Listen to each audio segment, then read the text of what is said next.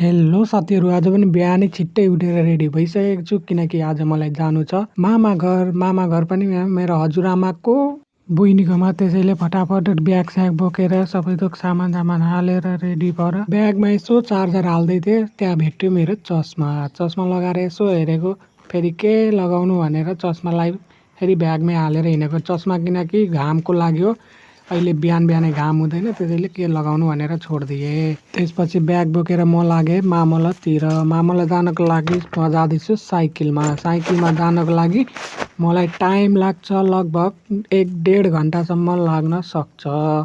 Cycle पेल्दै जानुपर्छ, त्यसैले फटाफट साइकल कुदाएर म लागेँ बाटोतिर।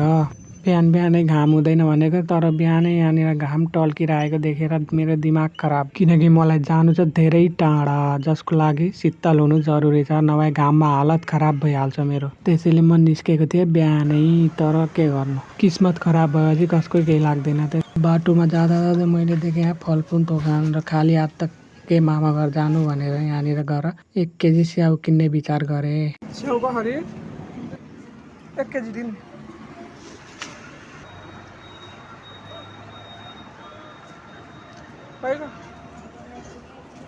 फलफुल दोकानमा 1 केजी स्याउ किनेर म लागेँ फेरि आफ्नो गन्तव्यतर्फ, यानि कि मामा घरतिर।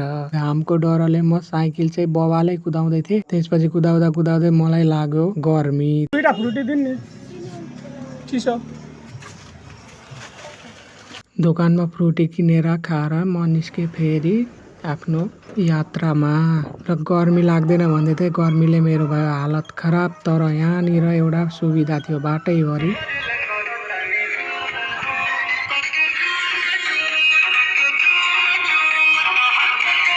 म्युजिकको केही कमी थिएन, बाटैभरि बिहे डिजे बज्दै थियो फटाफट। र फाइनली यत्रो साइकल कुदाउँदा हालत खराब गरी यहाँ आइपुगेँ मेरो मामा घरको गाउँको नहरनिर। त्यसपछि मामा घर आउनलाई 2 मिनट थियो, यहाँनिर आइपुगेँ म मामा घर। यहाँनिर चाहिँ म खासमा मेरो हजुरआमाको दिदी खस्नु भएको थियो, त्यसैले उहाँको लास्ट दिनको कामको लागि आएको हो, र उहाँको आत्माले शान्ति पाओस् भन्दै यो ब्लग यहीँ सिद्ध्याउँछु। By by.